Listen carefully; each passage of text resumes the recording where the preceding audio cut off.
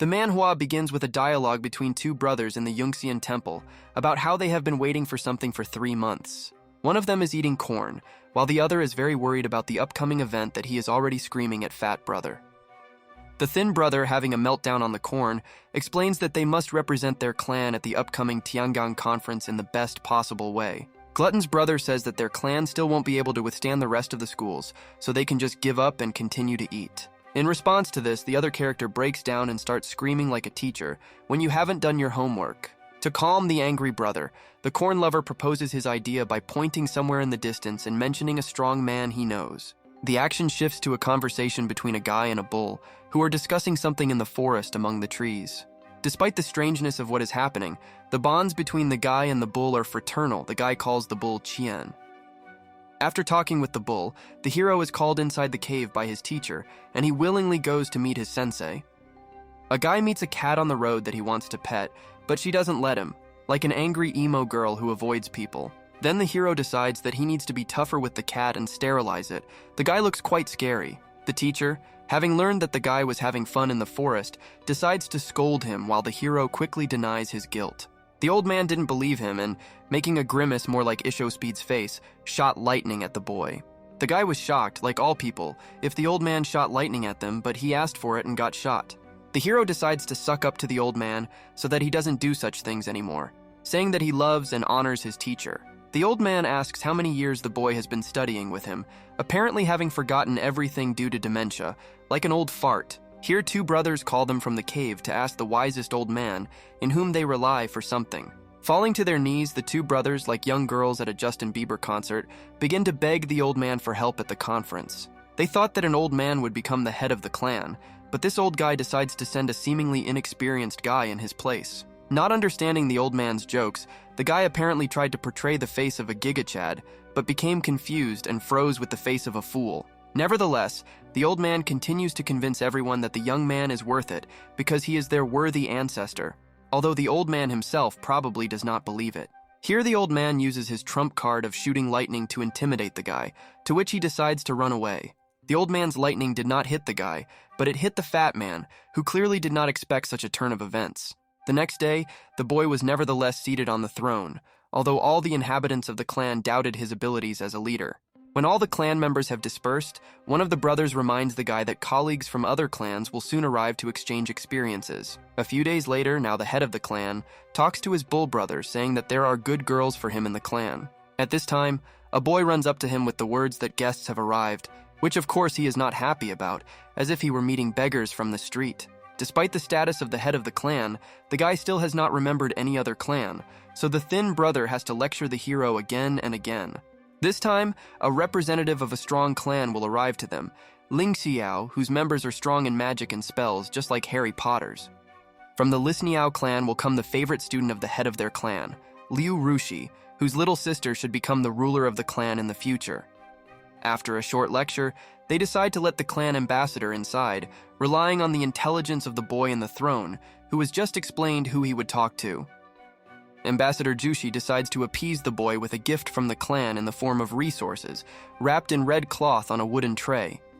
Jushi notices something deeper in the boy's gaze than the others, thinking that he has already read it from the moment he entered the hall. After the ambassador leaves, the boy receives an approving review that the hero behaved appropriately for the head of the clan, although the mentor himself was terribly dizzy. Now the boy himself decides to leave the hall and go to his animal brothers, and his mentor's headache goes away with him. After some time, Liu Rushi returns to the territory of his clan and enters the guild hall of the Tai Palace to talk about how his meeting with the head of the Yunxian clan went. He is greeted by his charming sister, Liu Yipai. She is more like Kim Kardashian with her boobs than a princess. Everyone begins to ask the ambassador about what the new clan leader is like, clearly underestimating him. Liu Rushi himself notes that he used strong magic, which had no effect on the young ruler, which confused Rushi himself. Yipai expresses his opinion, saying that you should not relax, but still strive hard to achieve heavenly rank. Next, the narrative takes us to the kitchen of the Yunsan clan, where the young head and Xiaoqi, and this is the same fat man, are preparing food. Sitting down at the table, the head of the clan asks Xiaoqi to tell about certain levels into which the clans are divided, as if in Avatar, the legend of Aang. Xiaoqi said that since ancient times it was customary to divide clans into 3 types: earthly, heavenly, and incomprehensible. It is at the Tiangang conference that competitions between clans take place to advance to the heavenly rank level. The higher the rank, the more resources the clan has. There is a Zhuanzi clan that stands above all other clans. The young ruler begins to reason that if at the upcoming conference they do not confirm the level of the earthly clan, then it will have to be dissolved. Despite the significant superiority of the other clans in combat skills, Xiaoqi encourages the head, although he himself only thinks about opening a restaurant. The hero learns that he can use elixirs that give him certain abilities, just like in Minecraft. The ruler of Yongxian decides to go to the alchemy room to brew pills before the conference. He uses various medicinal herbs of different colors to prepare the magic pill. The guy's going to make some kind of ball from a blue snake flower, which, according to others, is life-threatening, which does not bother the ruler at all. Nevertheless, the head begins to remember the effect of this miracle plant and notices a peculiarity. If you consume too much, you will have diarrhea. His assistant notes that just one such flower can send 10 spiritual animals to the next world. Despite all the risks, the head of the fools decides to throw all the herbs into the oven, like McDonald's workers. The ancestor goes to bed, leaving his assistant to look after the stove, just like the older brother, when mom gave you both a task and he pushed everything onto you.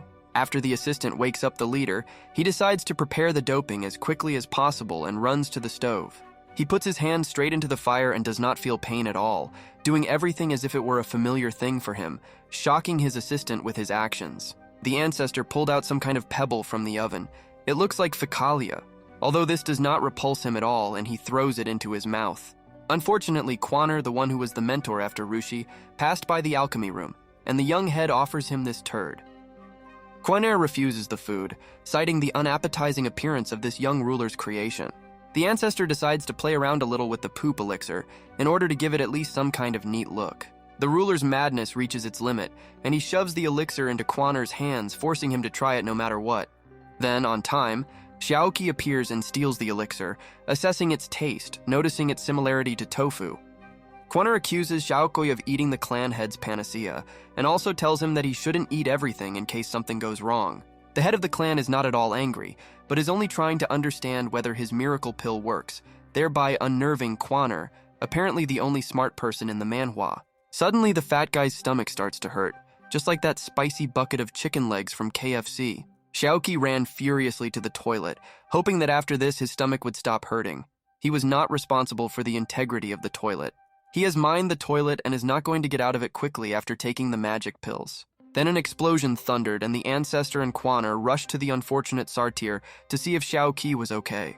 To their surprise, Xiaoqi was not only fine, but he began to thank the ancestor for the offering, as if the evil spirit had been sucked out of him, like in Ghostbusters. Xiaoqi and ancestor even think that these pills can help their clan in the upcoming conference, and plan to make more of these supplements. The next day, the ancestor gathered the people of the clan, who stood in confusion from what was happening and from the blown-up toilet.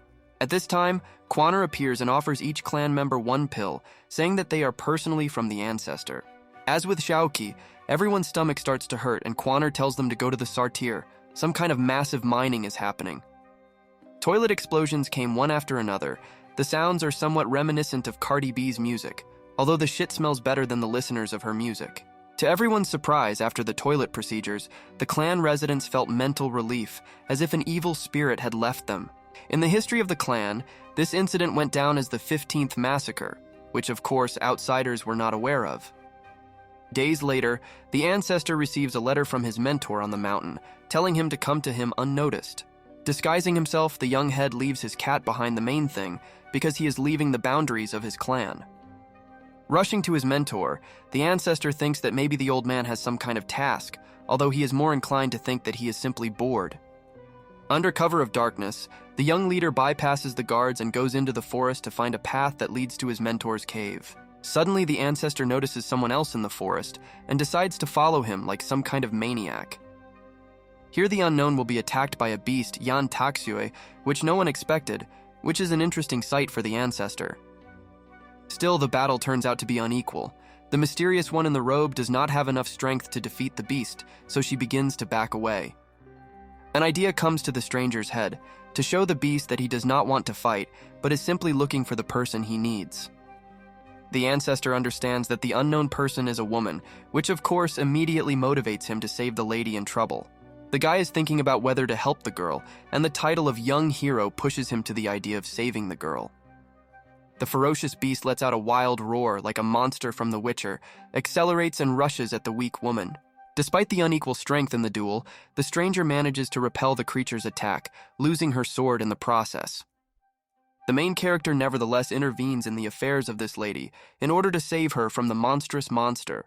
The ancestor deflects the beast's blow, looking like a real Sigma in the woman's eyes, and takes the stranger into his arms to lead her away from the creature. The girl's leg is bruised, and the ancestor, like a real man, decides to deal with this monster in revenge for the lady's leg. The big one would be the first to attack the young head of the clan, but he was not at a loss and began to conduct diplomatic negotiations with him, hoping in this way to defeat the enemy. This method worked, and the cat fell in love with the ancestor after all. The author insists that the guy loves animals. The woman is slightly shocked that Yan Taksui can be so affectionate, although you can't tell by his appearance. The young head decides to examine the woman's leg for serious wounds, because Yan Taksui is a rather dangerous beast that can cause very serious damage to a person. The woman considered him a vulgar man, and did not give his leg as any sane girl would do, of course, except for those who sell pictures of their melons. Still, the guy manages to convince the girl that he is not bad, but just wants to help her by examining her injury. Despite his own affairs, the ancestor decides to prove himself as a real alpha male and help a lady in trouble. The young leader heals the woman's wound, but does not reveal his identity, saying that he is just a pawn in someone's hands. When he treated the bruise, the woman asked him why he dealt with the beast so easily, because she was very strong. Already finishing, the ancestor replied that since childhood, he had seen representatives of this Yan Taksui's clan, so it was not difficult to restrain him. The ancestor decides that he cannot simply leave the woman to her fate, so he takes her in his arms and begins to think about what to do with her. Here the young man notices the same Yan Taksue, who this time will be useful to the ancestor, and will atone for his guilt before the woman. The young head of the clan orders Yan Taksu to take the girl home, while telling the writer herself that the beast will not dare to touch her. The girl asks the name of the unknown savior, to which he hesitates and answers, "My names are El and Yun." The ancestor goes into the misty forest like a real macho, saying that if this is fate, then they will definitely meet in the future. The knight hero came to the appointed place and began to call his mentor, shouting to him from outside the cave. The master called the guy inside, while the ancestor was examining the circumference of the cave because of the fragments of boards that interested him. The mentor asks the young head of the clan to come closer to him, which raises doubts in the ancestor because the old man has never been so friendly. The guy still doesn't really believe the mentor, to which he replies that he just got bored. Apparently, the old man became very sentimental in the last years of his life. The mentor decides to play the role of the offended girl so that the student understands that he should still approach him. The ancestor gives advice to the old man that in his old age he needs to become at least a little kinder. The wise teacher was offended that the young head did not bring him candy and still hid him, although he promised not to touch him, citing the fact that this was just a manifestation of love. The guy was no slouch and brought cookies to Wang Ji, which he had been waiting for longer than XXXTentacion's new album was coming out. The young man decided to ask how special his mentor was, because everyone was talking about him. The ancestor shares his bad experience with medicinal pills, which not only did not help the clan, but also ruined all their toilets. The old man decides to yell at the young head because he doesn't listen to him at all, just like all adequate people. Lil Poompa. The teacher begins to tell him that alchemists also have a ranking system that determines the status of the pills. They can be strengthening or even magical. The mentor says that they only know the 7th rank alchemist, Feng Xingbai. They just don't know what potions rappers on the West Coast can brew. The teacher asks what the side effects were after taking the pills of the young clan leader. Having learned what effect the ancestor's pills had, the old man did not believe him and began to shake him, asking him if he was telling the truth. The mentor says that such a pill should be at least rank 5 and cost about 5,000 gold, which is a large amount. The old man decides to say a philosophical phrase that should have influenced the young man, but he turned out to be dumber than the teacher expected. Old age makes itself felt, so the old man again asks how many years the young man has been studying with him. The teacher decides that the time has come to teach the young man absolutely everything that he himself knows, so that the young man will become a worthy ruler of the clan. Still, for the young head of the clan, one thing is unclear: why the old man decided to do this right now. To begin with, the teacher asks one question to the ancestor, wanting to know whether a person can live forever according to the young man. To which the young man replies that immortality is just a fiction, and that he heard that the most famous centenarian was about 200 years old. The young man suspects his mentor of fear of death while not believing himself because his teacher is a very wise man. The teacher denies this, saying that there is no reason to be afraid of death, there is nothing terrible in it. The mentor asks whether the young man even wants to receive the knowledge that he himself possesses. Then, bending his knee, the young man, crossing his arms as a gesture of respect, says that he will accept with great pride the knowledge that the teacher wants to impart to him. Unexpectedly, the mentor says that the young man must kill him in order to take his pill, which will allow him to gain all the knowledge of the master. The young man is confused. He does not understand how he can kill the man who taught him for 19 years. The guy thinks the old man is just pranking him, although it's still funnier than Andrew Tate's jokes. The young head was seriously furious, because he did not need all the powers of the world if there was no mentor nearby, because this was not his true desire. The teacher laughed because it was just a joke, with the help of which he mocked the guy, namely his stupidity. The young man did not like this, and he began to shout at the old man, reproaching him for enjoying mocking him. The mentor noted that the young leader is still a child, and does not understand anything about adult life. The young man teases the old man with the words that he can really kill him, to which the old man replies that then he himself will destroy him. The guy doubted whether his body could withstand all the knowledge that the old man was accumulating, whether it would burst him. The old man again decides to joke with the guys, saying that by touching his head he has already begun his witchcraft. Finally, the teacher warns the guy, advising him to be careful because everything can happen suddenly and not particularly pleasantly. A moment later, the guy falls to the ground with hellish pain in his heart, realizing that the old man's advice was not in vain.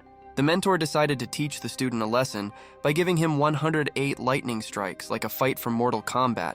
The guy no longer heard the old man because he found himself in some magical place where the floor was covered in sparkling sparkles and a magical aura reigned in the air. A huge sphere of strong energy appeared in front of the young man, which shimmered with all colors but for some reason gave off a blue color, as if speaking of its friendliness. The hero, who did not understand anything, began to shout angry words into the void, cursing his mentor for not explaining anything to him.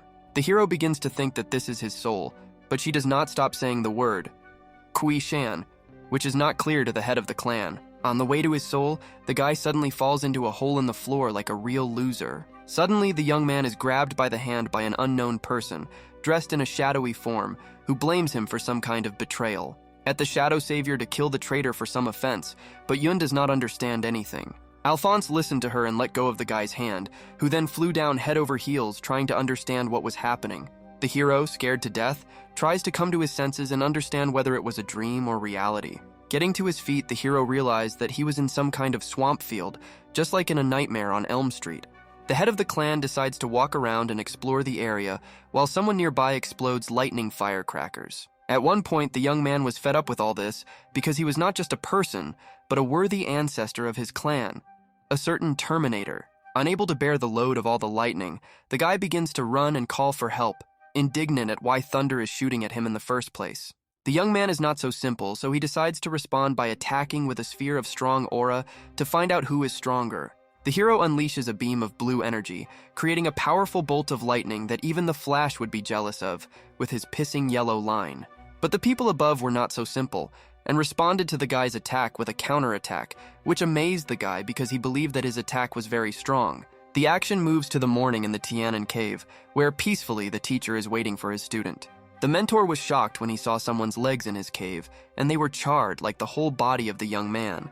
The old man doesn't understand why the guy got hit so hard, because others get off with just a scratch and the guy was covered in wounds. Covered in soot with empty eyes, the student looks at the mentor asking for food. The hero attacks the old man with his fists, trying to understand why the old man did all this to him. The teacher says that this is the way of transmitting knowledge, and now the young man has mastered everything that the old man wanted to teach him.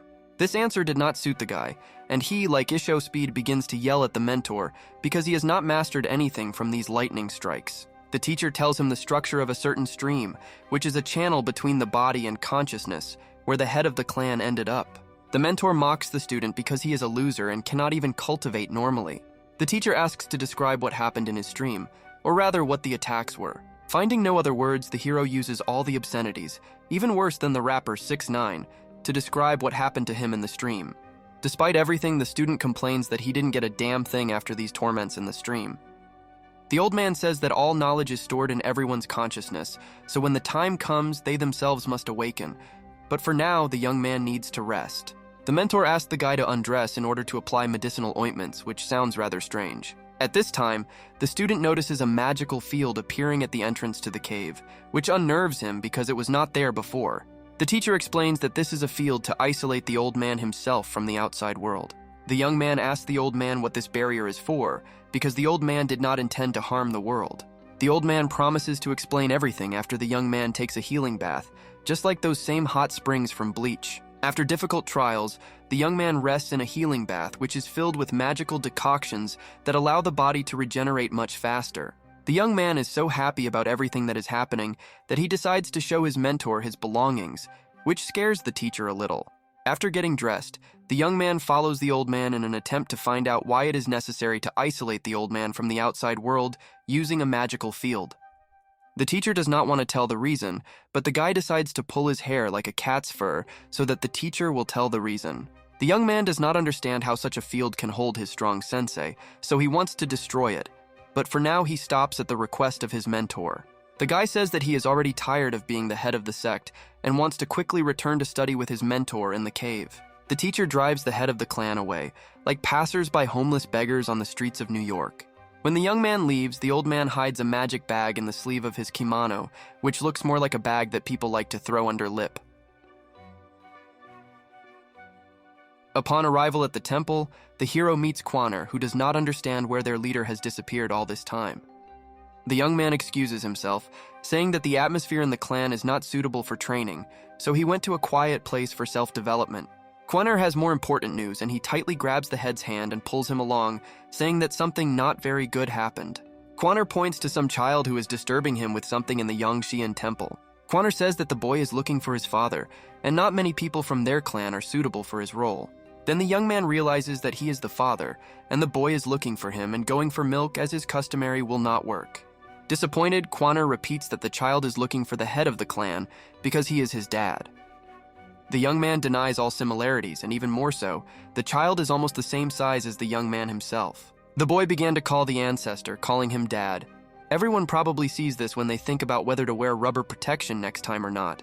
The boy hugs the young man while Quaner thinks, maybe this is a child who got pregnant in his youth. Quaner teases the sect leader while he still doesn't know whose child this is, or what to do with him. Quan leaves the young man, leaving him alone with the child, so the head of the clan simply drowns in tears from all the stress that has fallen on him. Despite the tragedy of the situation, the boy's face looks cheerful and he greets his pseudo-father. The young man decides to talk to the boy and find out if he may have confused him with some other dad. The boy begins to mock the young man, saying that since he did not recognize his own son, it means he is completely blind. The head of the clan recognizes this boy, who actually turns out to be his cat brother, Chen, reincarnated as a human. The cat says that he achieved the human form of the body thanks to cultivation, and not because of those same mushrooms in GTA 5. Chen begins to go crazy with the young man, who was considered to be the child's father, although he himself contributed to this. The head of the clan is tired of the mockery, and he decides to smack the mean cat child so that he won't do any more mischief. They decide to find the bull's brother to see if he can also use cultivation to transform into a human. The cat begins to explain that the process of transformation became possible thanks to the constant presence of the young man and the old man, absorbing their energy. After descending from the mountain, Chung realized that the guy and the old man had a much stronger state of mind than ordinary people, namely, a murderous state of mind. The guy starts looking around side to make sure no one heard about his unusual state of mind. Sounds like a diagnosis in a mental hospital. The young man does not understand what kind of state of mind this is, so he is afraid that he will be caught for experiments. They conclude that it is better not to mention his mental state in front of other people, otherwise it may have a bad effect on the development of his cultivation. Sometime later, the opening ceremony takes place in the palace of the Lingxiao clan, where Ambassador Rushi is excited about something. He decides to hit the table out of anger, which sounds more like the act of an impulsive teenager. My sister reminds me that I won't be able to show myself like this at the upcoming opening ceremony. Rushi says that he was infuriated by Tianyu, who arrived at their palace because only she is capable of this. Tianyu thinks that Rushi cheated on her, so he brains him out because of his fantasies. Rushi makes excuses like a child, saying that he doesn't know what kind of woman was in his bed and in general nothing happened. The people of the clan had already gathered in the square for the opening ceremony and were waiting for the appearance of the head of the clan. Rushi's assistant notices Tian Yu among the crowd, which by appearance is looking for some kind of bachelor. Liu Yipai greets Tian Yu and asks if she's going to forgive her brother. Tian Yu is categorically against such conversations and only hopes that they will not clash in a clan war and become enemies, like the villages from Naruto. Meanwhile, Zushi acts like a real outsider and just hangs around while his sister talks to his first wife. Tian Yu leaves, leaving Rushi with his thoughts, still not understanding what's going on. His sister is indignant because if he caught up with her, they could make peace, but this stubborn sucker does not want to do this. Meanwhile, the head of the clan communicates with some girl who is clearly younger than him in age. He feeds her a special candy that was prepared in the cultivation oven, this time without the shitty look. The girl says that such sweets will be popular in the market, for which the head of the clan smacks her on the cheek. The girl does not like this and she begins to be indignant, although this is more like the whims of a small child. The same girl who was saved by the ancestor in the forest appears, accusing him of harassment, although she does not know that it was he who protected her then. She, like a true feminist, decides to stand up for this young lady, who herself does not understand what is happening. The woman decides to challenge the guy to a duel, boldly and menacingly looking him straight in the eyes while he is still trying to calm her down. The girl decides to intervene and explain that they are actually friends, and that this bullshit savior has no use here. The woman continues to be indignant. Supposedly, a man and a woman should not behave like this in any case. The girl turns out to be smarter than the boy, and takes him away from this woman so that they do not make enemies before the start of the competition. Then Jushi appears, and it turns out that this stranger is the very sister of Ambassador Jushi, Liu Yipai. She accuses Jushi of behaving like all men, which is why he got a poker face. Jushi is perplexed while his evil sister goes after the ancestor, and that girl whose name is Sy. At the event, they are greeted by Xiaoqi with his favorite corn, which he loves just like Nicki Minaj loves personal belongings. The ancestor tells a story about how some woman got to the bottom of them with accusations of unpleasant actions towards Sy. The young man says that Sy still has nothing in place of her breasts, so there is no point in harassing her. The head of the clan realized that at this rate she would not give it to him, so he began to suck up, saying that he had misspoken and giggling like a loser. Quenner reminds the chief that he should behave like a clan ruler and not like a 15-year-old schoolboy. The ancestor quickly changed his face, becoming serious and imperturbable, as if he was getting used to the role of the American psychopath. The young man asks to introduce the candidates for participation in the competition, whom Quanner brought. 3 people stood in front of the head: Xiaoning, a girl who has the ability to camouflage, Shi Feng, who has charm, and Xiao, who makes gas.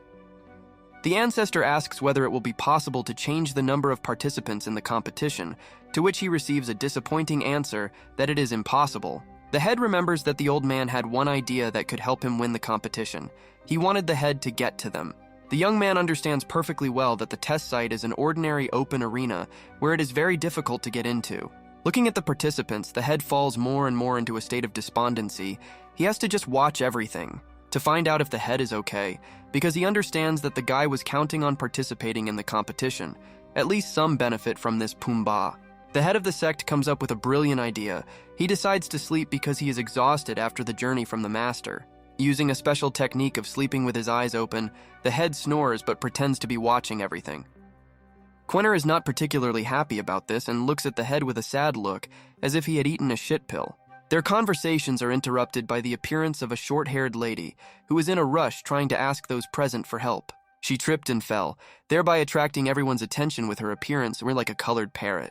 Silence reigned, but still Quanner asked who this multicolored woman was and what she needed. Choking in tears, the purple bird replied that she really needed someone's help. She was even ready to beg. Recovering from her fall, the young girl tries to come to her senses, although it looks more like Neymar's simulation. The girl decides not to be modest and blows her nose with relish into the clothes of the woman who helped her get up. The purple head starts complaining about how she was going to be stripped, hanged, and beaten by some other woman who was apparently abusing her power. Kunaer decides to ask the poor girl who wants to harm her in order to help her. At this moment, 2 more characters join the characters. One of them is a luxurious maiden, Lu Linglong. The second one, with a strong gaze and a sly smile, somewhat reminiscent of the Joker's smile, introduces himself as Lu Zihao. There was a spiritual tension between the chief and Lu Zihao that seemed evil and dark. The young people imagined the purple-haired one as Lu Qingqing, who allegedly did not understand their joke. The brothers are distrustful of this sect because There are a number of questions to which no one can give answers. Lu Linglun extended her hand towards Qing, saying that it was enough to cause a commotion and it was time to return with them. To which the aggressive Qing, like the Iron Lady, expressed her refusal by hitting Cinderella on the hand. Qing'an rushed to the head of the sect, although he had already been asleep for half an hour, but no one except the brothers knew this. Qing insists that Linlong swear in front of the sect leader not to do anything with her, but despite the girl's actions, the head froze like a character from Roblox. Quanner wants to politely send these three to sort out their problems elsewhere, because it shouldn't concern their head. Linlun tries to drag the purple head away by force, although she behaves like a child and continues to resist with all her strength. Girl with purple head fights off Linlun's hands and runs away, for which Linlun subsequently apologizes. The young people took their leave and left the retinue of the sect leader, leaving to search for Qing. At this time, the sect leader continues to snore throughout the street and does not care at all that the Liuxian clan may be planning something bad. Xiaoqi noticed that guy was drunk, and he released an ominous aura on the head. Quanner advises candidates to be careful if they fight against the Liuxian clan. Nth amount of time passes. When the trio from the Liuxian clan meet without prying eyes, Linlong asks Qing what she thinks about the head of the clan. She suspects the head of the clan of being a genius, because he immediately figured out that they were just playing a scene in front of him. Zihao confirmed the girl's words, citing the head's steadfastness when he deliberately released an ominous aura at him, but he didn't even move. Qing says that you should never underestimate him, otherwise you will have to get into an awkward position. All three, being in noticeable excitement, confirm that he is a real trickster and master. A burst of shining, purple magical energy marked the official start of the tournament competition.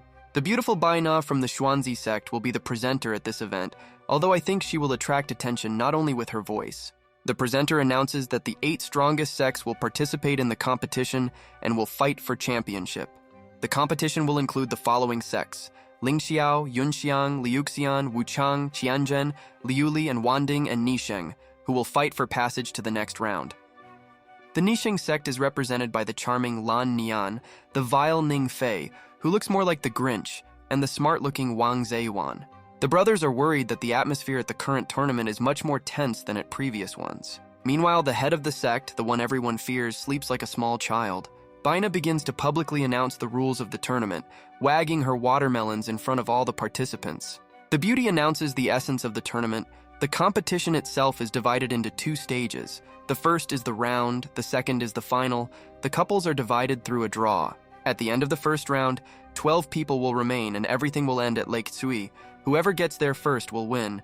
In general, they play Sonic. Tianyu asks if there are any restrictions in the tournament, to which he receives only one answer: that you cannot kill anyone. The insidious Lin Lun asks again whether it is possible to simply stab someone, but not kill, and receives an approving answer, as if she were planning a rat act. The cunning members of the Liuxian sect discuss the plan, wondering if it would be possible to kill someone right here. Unexpectedly for everyone, the presenter announced that the Tianzi sect was moving to the next stage of the tournament, automatically by the decision of the Xuanzi sect and His Majesty. All participants are indignant. They think that the clan has begun to flatter the authorities and now should not participate in the first round.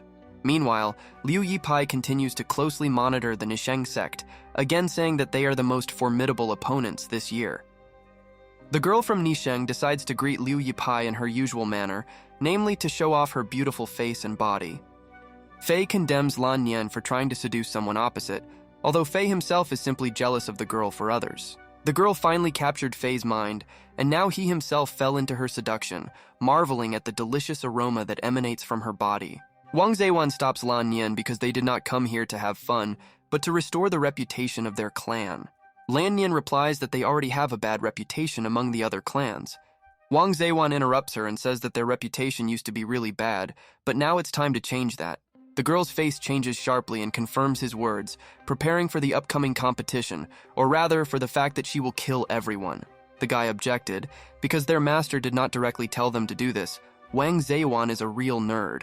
The girl cannot stand Van's reprimand, and for this she beats Fei, who continued to delve into her scent. Fei is so fascinated by the beauty of the girl that he is even ready to kill Van at one word from his mistress. He behaves like a heel. Wang Zeyuan caught a facepalm and was afraid that he would actually be killed, so he began to dissuade Fei. Fei, being in the power of Lan Nian, became angry with Wang and began to mutter something angrily to himself. With a wild cry, Fei rushed at Wang, wanting to finish him off, all in order to stay longer with Lan Nian. Wang was afraid that Fei's attack might affect other sects too. Then they would definitely be excluded from the competition, and they would not be able to restore the reputation of the clan. Unexpectedly, Wang begins to smile and cast a counterspell to attack Fei with something else in mind. Wang Zhewan slams Fei into a pole with his attack, which flies like a baseball. The beautiful presenter decides to intervene in what is happening and tells the clan to immediately calm down and Lan Nian to stop acting like a bitch. Beauty Lan is forced to obey and disenchant Fei, although she herself is still annoyed. Fei becomes furious and says that he will destroy the Hind, although with his appearance as a hobbit, he is unlikely to succeed. Baina threatens the Nisheng clan with a more serious disqualification if they do not calm down before the competition begins. The little one, filled with rage, begins to rebel, shouting at the host while Wang Zhewan calms him down. Fei decides to stand on a chair and voice his desire to kill everyone while Lan mocks him. Golem was offended, so he decided to arrange for Nan, to whom he caressed a minute ago, being under the effect of her abilities. Such antics of the Nishan clan cast doubt on their adequacy, so the rest of the clans are afraid to imagine what they will do against them. The Lingxiao clan discusses the Nishan clan's antics, noting their stupidity since they revealed that the dwarf among them is the weakest. Despite everything that is happening, Liu Yipai says that they cannot be frivolous, otherwise they may lose the competition. An hour later, the results of the draw became known and all participants began to prepare for the start of the tournament. Today, Shuangtian will fight against Shang Zhen, Zhang will also fight against Wu Xiao, and Lu Qingqing will fight against Sun Xunzhen. Jushi teases because his beloved Tian Yu will fight today. The first duel has begun, in which Tian Yu fights against Shang Zhen. The girl wants to start the attack first, taking out her weapon from her own hair, which acted as a clamp. Shang Zheng immediately guessed Tian Yu's intentions, so he immediately jumped back to a safe distance. The girl's weapon began to turn into a magic sword, which looks more like a lightsaber from Star Wars. Shang Zheng managed to cast his spell and summon a shadow snake, which had almost reached Tian Yu.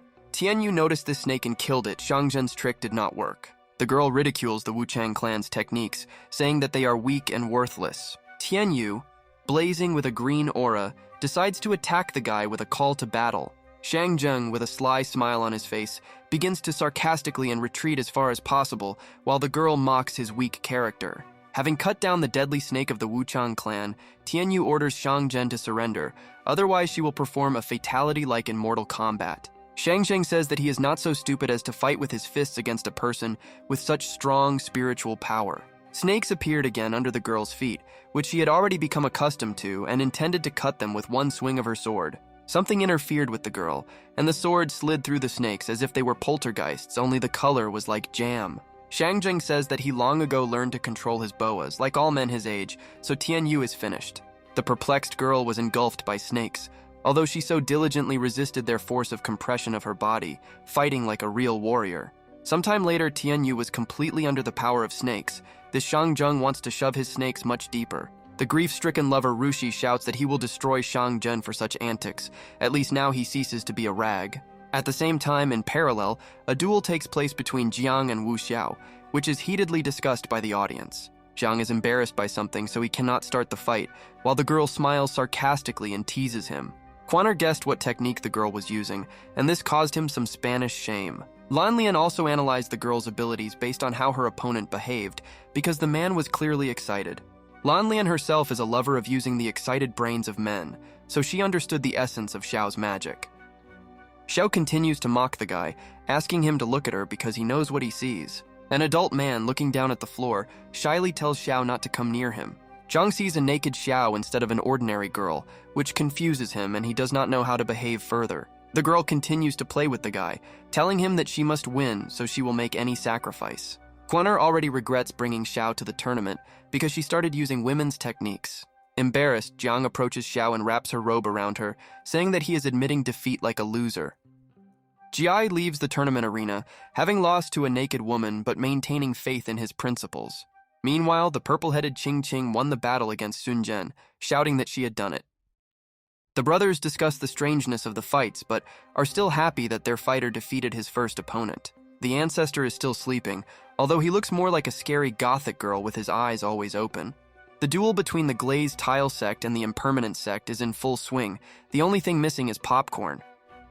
The girl's flurry of attacks overshadows the greatness of the enemy, and he can only defend himself with his tail between his legs. You can see in his eyes that he wasn't ready for the girl to be capable of such a thing. He didn't watch Birds of Prey with Harley Quinn. Based on the results of the first round, the winners of this cruel stage are Lu Qinqin, Xiaoning, Xuan Tianyu. Nan Nian finally waited until the end of the competition and was incredibly tired, so she went to her harem to take a nap. The bookworm reminds her that she should not forget about the special mission that will be the upcoming night, which is what I usually tell the girls for an hour. Nan Nan wonders why the young head of the clan is not visible, because the tournament was in full swing, but he was not there. Nan Nian says that it must be very tasty, just like a bottle of Sprite after a run. The ancestor is still sleeping, but tries to wake up by shaking his head from side to side. Finally, Quaner wakes up the clan leader to ask what orders need to be carried out at the end of the tournament. The head of the clan begins to talk some kind of nonsense in his sleep, as if he woke up after anesthesia. The mustachioed brother becomes despondent because he does not understand what the sleeping head of the clan is talking about. Quaner cannot stand it and begins to wake up the head of the clan until he stubbornly wakes up and wants to finish his dream. Evil brother decides to cover the head of the clan with a 3-story mat so that he will probably wake up, although in an amicable way, he needed to be smacked. Nevertheless, the ancestor continues to dream about something of his own, not listening to his mustachioed mentor at all. Quaner orders his wards to carry away the head of the clan, otherwise they will definitely disgrace themselves, but he is so heavy that one person cannot lift him. 2 guys decide to take him along with the chair and drag him away before he does anything stupid. Durley ancestor dreams of Yun Xianzong, and only he knows what he does to her in his dreams. Jushi thought and looked into the distance, ignoring all his sister's words' deaf ears, thinking about something very complex and requiring concentration. Suddenly, he, like Superman, rushed forward, telling his sister, who did not understand anything, to wait for him here. The sister thinks that Jushi went to beat that bastard who mocked his beloved Jushi, who will finally stop being a terrapin. She instructs her assistant to bring back this brainless romantic Zushi before he does something stupid. Quaner catches a student doing something obscene and asks what she is doing in such a place and at such a time. To this, the student replies that she didn't do anything wrong, but was only looking after the bathroom and would come back right away. Xiaoqi teases Quaner because he is weak, and it's time for him to start training. He is still far from Arnold. Sister Rushi was watching them, and if anything happened, she was ready to use a nasty spell from a bottle. Wu Yun, that's the name of the young head of the clan, slept until the night. Perhaps he is Batman and will fly to save the city at night. Brother Cat reports to the guy that the master again ordered him to come to his cave, without revealing his identity to people. Yun does not understand how the master conveyed the message to the cat if he did not know about its ability to turn into a human. Wu Wun doesn't know too many secrets, so he asks the cat again. Maybe he didn't say something. The cat pulls out bird feathers. Apparently he tasted the delicious wings from the FSC. Wu Yang learns that the master sent a message on a bird, which Brother Cat successfully ate. The head exclaimed with the idea that the cat could turn into a human and eat normal food, not a bird. The stupid cat didn't think of this before, so he caught a poker face and froze. Wu Jun says that he only heard such possibilities in animals and legends. Yun decides to lock the cat's brother behind bars so that no one finds out his secret and kidnaps him for experimentation. The young man intimidated the cat by depriving him of his natural resources, so he will now be on guard. The cat asks Yun to take him with him to the old man to figure out who he is, maybe a demon or a heavenly child. The couple, like ninjas, set off to meet their mentor in a magical cave. Wu Yun and the cat run across the rooftops of the city at night, hiding their identities under face masks. The two, like ninja turtles, jump over the entire fence without catching the eye of ordinary people. Meanwhile, Zushi waits for someone in the bamboo forest, intending to do more than just talk to him. Jushi gets tired of waiting for the meeting, and he just wants to kill this man as soon as possible. The guy notices some noise. As he approaches, he hears more and more rustling sounds in the depths of the bamboo forest. Two tournament participants met in the forest, the same pervert and the guy who just left. The couple is embarrassed in conversation, discussing the technique of the woman who disarmed the guy in the duel. The girl wants to give the guy the mask that he lost during the competition, while he becomes increasingly red. The guy decides to act like a real Romeo and gives her his mask as a gift. Jushi is sick of these lovebirds who act like teenagers in love, much less a man from the Thousand Gates sect. Suddenly, his long-awaited guest appears behind Jusha, the same opponent of his wife. An awkward situation occurs, and both couples notice each other, only in one of the two men just like darlings. The romantic grabs the girl by the hand and invites the two of them to run away somewhere away from the local people. Meanwhile, Tianyu's opponent began to ridicule Rushi for coming to avenge his wife. Rushi was serious and intended to attack without wasting a second of time to take revenge on Xia Tianyu. Shang Zheng laughed even harder. For a game of this kind, bullying is normal. Shangjung starts teasing Rushi because Tianyu left him, and he is still running after her. The cat and Wu Yun gradually make their way through the dense forest to the cave of the guy's mentor, remaining unnoticed. They notice a gathering of members from the Nisheng clan, standing and discussing their affairs in the middle of the forest. The cat is not afraid of the fact that the dwarf looks like a poacher, although he himself looks like Dobby from Harry Potter. They notice another man nearby, who is making his way through the dense forest in a black robe. This turns out to be the stranger whom the ancestor saved last time in the forest, during the attack of a monstrous beast. He decides to talk to her, introducing himself not by his real name, Li Yang. The cat warns that they shouldn't linger, to which the guy replies that he'll just say a few words and they'll leave. Yun asks why the girls are alone here at such a late hour, which sounds more like a maniac's response. The guy receives a counter question, but does not answer it directly, but says that he simply lives here. The girl notices the guy's cat, who is also wearing a pulled mask on his face. The girl wants to stroke him so much that she turns all red. The cat is against such adventures, but the guy, without even thinking, allowed the girl to do whatever she wanted with the cat. Horror froze in the cat's eyes, as if he was about to be touched by an infectious zombie from The Last of Us. Despite all the cat's fears, he liked it so much that he began to follow the woman's hand. While the girl is petting the cat, Yoon inquires about the girl's direction and learns that she is also heading to Tianyang Cave. The girl strives to find out the identity of the mysterious guy with the black cat, because they are already seeing each other for the second time. The guy doesn't think the master would want him to reveal his identity even to her. The girl says that she is in a bad mood today and would like to chat with someone. She explains that she is worried about her older brother who competes. She starts throwing shit at Wu Yun, saying that he is a bad sect leader and she was wrong about him. The girl wants to leave the guy because she believes that he has no need to know her thoughts, and it's also late outside. Yoon says that there are 3 more people in the forest, and he is afraid that they might harm the girl. The girl asks why the guy is so worried about her. They are not even friends, although she simply does not know that he is stalking her. Yoon decides to give a jade pendant to the girl, which is filled with strong energy to protect her from danger. The girl accepts the gift and asks how she can find a guy next time. Yoon replies that he will be at the shore of the Green Lake on the 10th of every month. The girl understands that the 10th will be in 3 days and says goodbye to the guy. The cat teases the guy that his personal life is getting better, although he himself was also glad to meet him.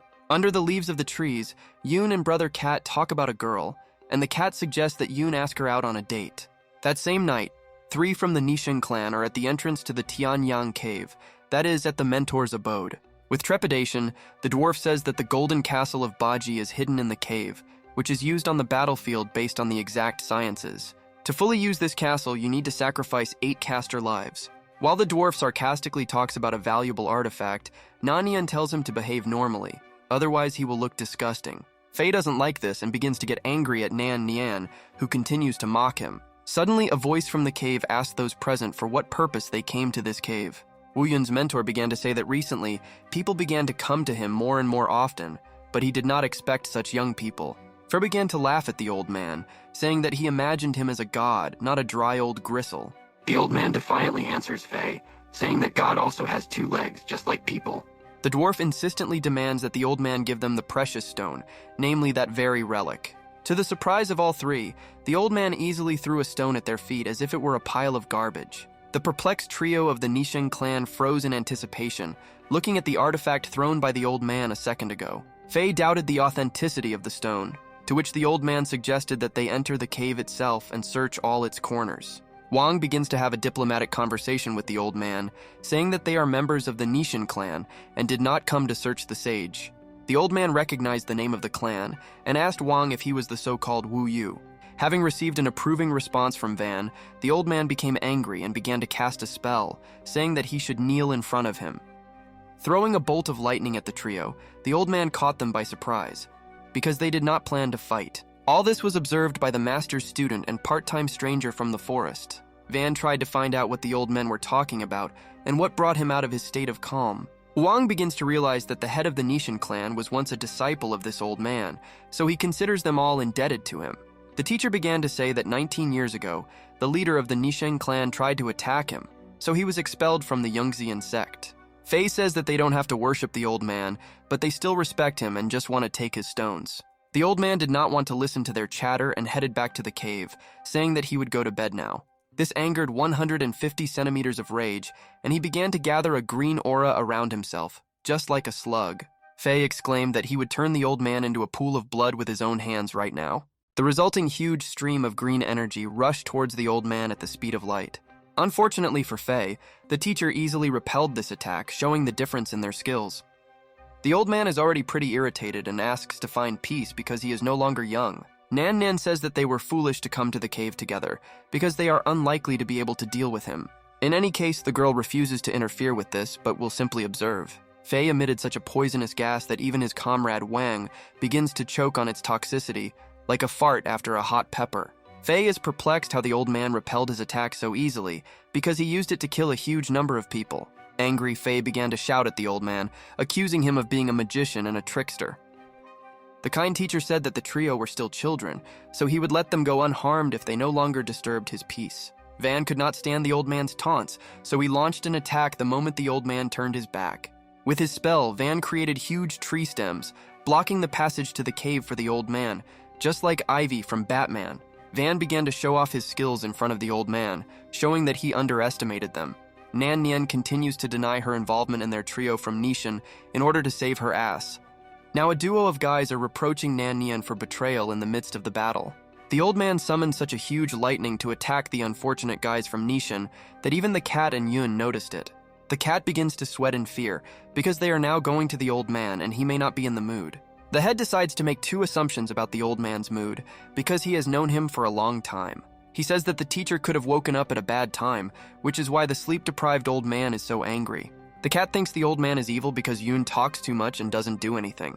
The guy wants to run away from there because he can already feel the old man's lightning strikes when he scolds Yoon. Meanwhile, the old man takes it out on the couple from Nishan. They obviously watched Hunter x Hunter. The old man asks Nan Nian why she doesn't leave, while the girl is glad that he didn't kill her right away. The old man says that he will not touch her unless she is truly an ally of these two. Noticing Liu Yibai behind the trees, the old man tells her to leave because he is not receiving guests today. The girl, together with Nan Nian, are going to move away from the scene of explosions and fights. The old man asks the girls to clean up the coal in front of the cave. Of course, he means the two dunces whom he scalded with lightning. Nan Nian wants to abandon two of her clanmates, who are about to lose their souls from thunder strikes. She does just that and leaves the shameful losers lying on the ground with their butts up.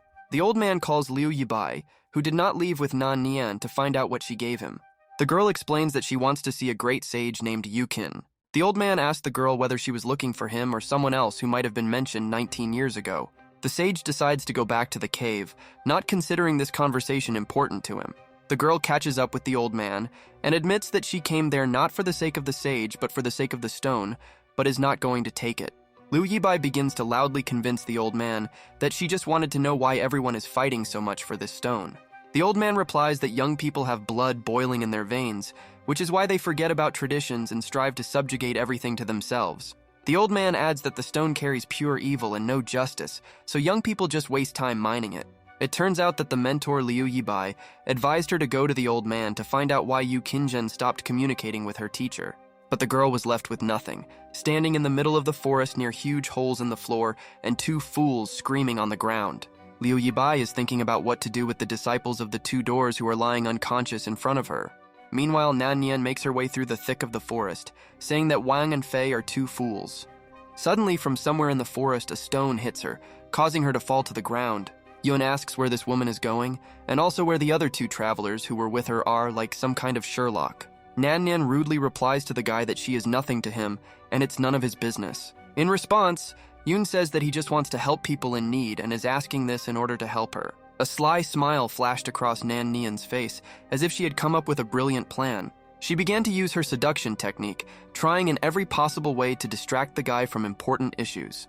Despite this, the guy retains his sanity and continues to talk about how he is just a kind person, although apparently he loves a man.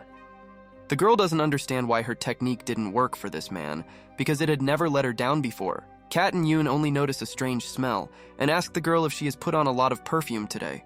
Confused, Nan further tries to advance her influence with the help of seduction techniques, spreading her scent. The guy recoils from her, saying that the smell is so bad that he doesn't want to talk to her that close. The offended girl did not expect such a turn of events and froze with a stupid expression on her face. Yun tells the cat to head to meet the old man at Tianan Cave while he finishes business with the woman. Brother Cat understood everything at once, thinking that the guy wanted to quietly be left alone with this girl. Yoon says that this time the girl can leave calmly and no one will touch her. The girl asks the guy if he feels any special feeling, trying to understand whether her technique works. Yun replies that he only feels that he carries her like an unwashed dog. Nan decides to take off some clothes because it has become very hot in Yun's room, which she herself came up with to bring everything to one action. Unfortunately for her, the guy is clearly obsessed with other men, so the strange technique still has no effect on him.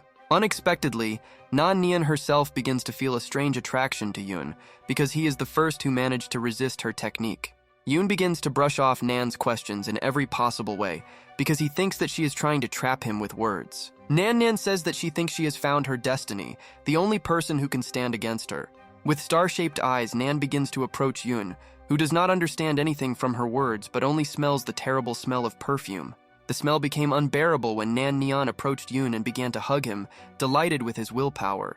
The woman passionately kissed the incomprehensible guy, who froze with his eyes open, looking at Nan. Yun tries to understand what the girl is up to while she caresses him for a minute. The guy pushes the girl, remembering that he has another girlfriend in the forest, and he likes her more than this stinker. Nan licks her lips, saying that Yun's taste is truly the sweetest she's ever tasted. The girl invites the guy to be her man, which the innocent Yun does not want to agree to. Nan begins to cling to the head of the clan, while he tries to push her further away from him. The embarrassed guy says that if she kisses him again, he will have to hit a woman for the first time in his life. The girl says that she fell head over heels in love with the guy, so now he won't get rid of her. Yun begins to think about how he can get rid of this woman, and also how he can then justify himself to the girl from the forest. After kissing the girl, Yun falls on his butt because this is the effect of this beauty's kiss. Half-naked Nan says that after the first kiss with her, this always happens, but it should pass soon. The girl climbs on top of the guy and is going to do one cool thing, not at all embarrassed by being in the forest. Before the act begins, the girl wants to take off Yun's mask to find out who she will be dealing with that night. Embarrassed Yun, shackled by Nan's strange ability, is ashamed that he allowed himself to be identified by some girl. At this time, the cat rushes into the old man's cave, thinking about whether the young head will cope with that woman alone. Suddenly, he stops urgently, noticing something sparkling at the very entrance to the cave. A girl appeared before his cat-like eyes, washing something, turning her back to him, which was quite interesting. The cat decided to rush into the bushes to observe everything and assess the situation from afar. The cat notes that the old man was clearly not in the mood to beat these two so seriously, appears and knocks two guys into the bushes to clear the passage to the cave. Having bowed to the old man and saying that she had removed all the garbage in front of the cave, she promised to come back another day. The girl turned towards the cat, but after what he saw, the cat was more scared than after watching it too. Running past bushes and trees, hiding in the shadows, the cat ran with a quiet step towards the cave. The old man was lying and reading as if nothing had happened when the cat burst into his house. He decides to show the old man what kind of transformation ability he has, using it immediately upon entering. The sage says that he thought such creatures could only exist in legends, although he himself does not look surprised. The old man explains that there are many mysterious things in the world, so he has long ceased to be surprised by such things. He tells him not to tell others about his cultivation abilities, because they might want to experiment. The boy asks what is so magical about the stone that the old man keeps and that everyone is trying to get. The old man replies that it is a simple 19-year-old broken stone that has no importance and asks when the student will come. The boy replies that she was stopped halfway from this place by a stinking girl. At the same time, in the forest, Nan begins to undress Yun, who is still feeling dizzy. Nan says that the painful condition will last an hour or even more, but in any case, she will not let him go. Yun decides to humble himself and give his body to this beast, although everyone in his place would have done the same, if you know what I mean. Suddenly, Liu Yipai passes by and notices the two lying in a secluded area in the forest. Nan begins to bully Liu Yipai because she took her lover from her and climbed on him. Yun is shocked that Liu Yipai has appeared here, and now he doesn't know what to tell her. Yun tries to break Nan's spell as quickly as possible to show Liu Yipai that it was all a misunderstanding. The hero falls into hysterics when he realizes that if she doesn't understand everything right now, their love affair will come to an end. Yipai accuses Nan that their clan has always been involved in lewd affairs, but she did not expect to see them in the forest. Nan says that both the man and the woman are not married, so she has every right to spend the night with him. Yipai cannot find the words to respond with a semantic attack, so she calls Nan a dirty and vicious girl. These words outraged Nan, and she was not going to leave everything as it was, but decided to counterattack. Nan begins to accuse all people of having bad thoughts, they hide it, and she knows that everyone has the same thing on their mind. Yipai says that Nan wants to confuse her, so she starts making ridiculous excuses. Nan openly confronts Yipai with the fact that women also want ordinary natural needs, but Liu Yipai does not want to admit this. Ipai says that she does not intend to continue the conversation, and moreover, she beat 2 of Nan's clanmates from the Nisheng sect. Yun is almost free from the shackles of Nan's abilities, and is about to tell Ipai that he was just defending himself. Nan continues to escalate Ipai's words, saying that she is a girl from a rich family, so she does not want to admit the harsh truth of the world. Nan approaches Yun and tells him that he shouldn't lie on the floor for long, because he might get sick and miss the upcoming tournament the next day. Ipai gradually peers at the outlines of a man lying on the floor near Nan, which for some reason were familiar to her. With a quick movement, Yun gets out of Nan's power like a cheetah jumping with incredible speed. He decides to lovingly knock out Ipai with his palm so that she doesn't see too much. Yun asks Nan to stop causing so much trouble and calm down her temper, although this woman is a word from the Red Lantern Street. Nan Nian realized that Yun had fallen in love with Ipai, which is why she so resolutely does not want her to see them together. Nan is not going to let her new man go, so she tries with all her might to keep him close to her. The girl says that she is absolutely honest with him, although this is not visible. Nan decides to leave, leaving her lover alone, but tells him not to forget her name. Tired of all this nonsense, Yun was finally left alone with the sleeping Ipai, whom he held in his arms. That same night, somewhere on the territory of the Ling Qiao clan, there was a knock on the door and a sleepy guard went to see who was there. Liu Yipai was lying unconscious at the door, which raised an alarm throughout the temple. Yun secretly leaves the clan's territory, saying that once he does his business, they will definitely see Yipai. After some time, Yun finally reaches the master's cave, although he looks tired. The old man teases the guy, saying that he has 2 scents on his body, hinting that he was with 2 girls. The cat still doesn't recognize Nan's scent, so he leaves immediately when Yun arrives.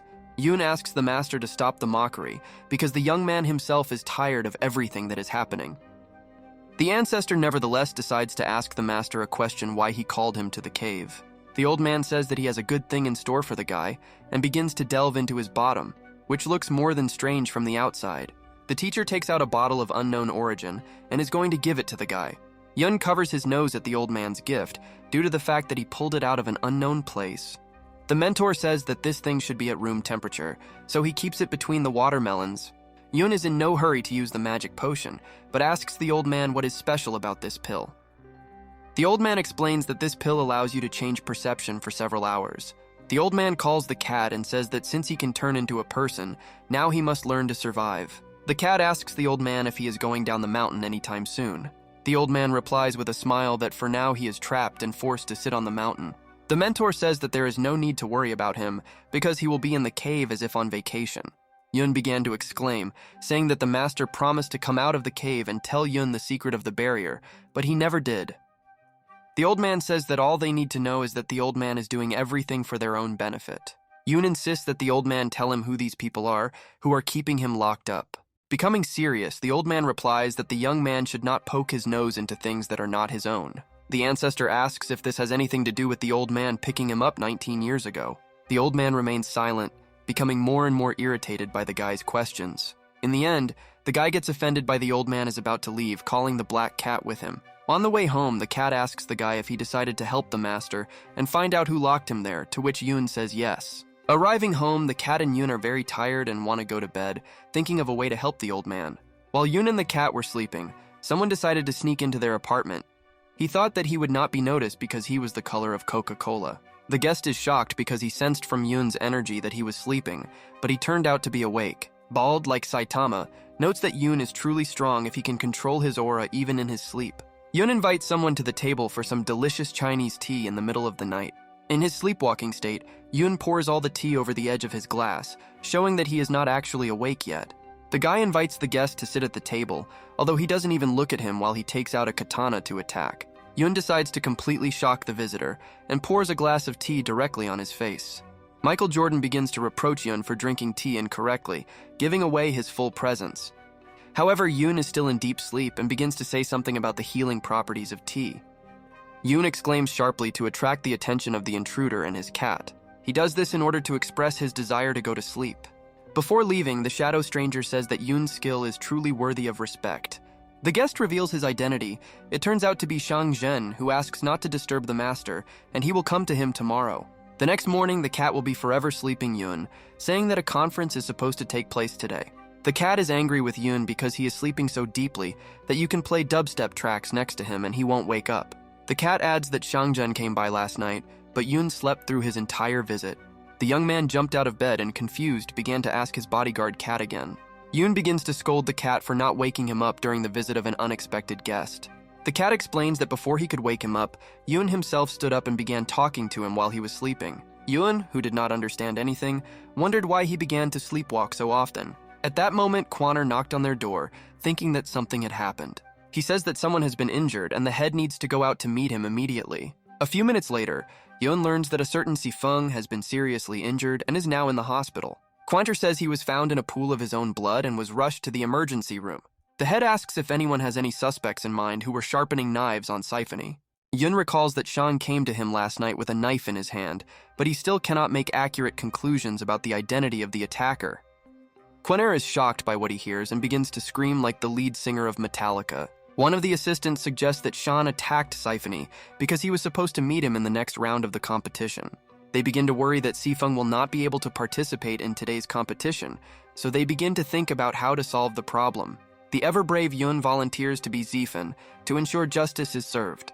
Council members begin to dissuade Yun because he wants to commit a direct violation of the rule about the clan head not participating in the tournament. Yun takes out from his warm pocket a pill that the old man gave him, which helps change perception. Yun begins to put on makeup to look like Sifeng, changing his hair color, length, and shape. After some time, Colored Yun asks if there are any differences between him and Sifeng, although he looks more like a clown. Xiaoqi says that from afar they will be the same, and people who did not know Zifen will not be able to recognize the substitution. Kwanner ordered his assistant to ensure that no one entered Sifeng's chambers while the competition was taking place. The team, led by the disguised Yun, moved into the tournament arena to greet the rest of the participants. Liu Yipai watches as the clan team enters the arena, clearly waiting for the sect leader to appear. Nan from Nisheng's chapter showing up was a surprise to everyone, because she usually doesn't come first to meetings. Confused, Nan began to ask Kwanner where the head of the Yun clan was, to which he replied that he could convey a message from her. Evil Nan boldly replied that she didn't need anything, she just wanted to see the head of the clan in person, alone. Kwanner was about to call Yun to find out what problems he had with the Nishan clan, but Yun stopped him because he was disguised. Xiaoqi interrupts them and says that the tournament is about to start and they should get ready. The host makes an announcement that Fei and Wang cannot participate in the competition, so their opponents automatically win. The presenter adds that due to the change in the number of participants, the tournament leaders decided to hold a draw again. All members of the tournament were surprised by this news, including the brothers from the Yunxian clan. Members of other clans are trying to understand what could be the reason for the absence of two tournament participants, suspecting Sifen. The first pair of opponents is Sifeng, or the South, and San Yulong, who is more like a mole. The second pairing is Liu Dan from the Liuxian sect against Shang Zhen from the Wuchang sect. The third pair is the Hot Nan Nian versus Ambassador Rushi from the Liuxian sect. The final match will be between Wu Xiao of Yongxian versus Liu Yipai of Liuxian sect. Xiao is worried about the upcoming fight, so it's like a child begins to act up around Xiaoqi. Out of fear, he starts eating everything, even eating pizza with pineapples, really crazy. Having eaten his fill, Xiao is going to the arena to fight for victory like a real Viking for his life. Yun catches up with Xiao and says that his opponent is using the ability to instill illusions, so he must not lose his mind. Meanwhile, Xiaoqi continues to eat his favorite corn, just like the girls in the Johnny Sins video. The presenter announces the official start of the new stage of the tournament conference and asks all participants to get ready. Yun's opponent says that he will show him all the power that his great Wanding clan holds. The young man calmly bows, greeting his opponent, and wishes him good luck in the upcoming fight. A second later, a barrage of lightning struck from the sky at Yun's opponent, showing the great power of the ancestor, although everyone thinks that it is Xifen. Yulong transformed. An Afro dancer with fried makeup stood in an unconscious state. Silence reigned in the arena. No one expected the fight to end so quickly.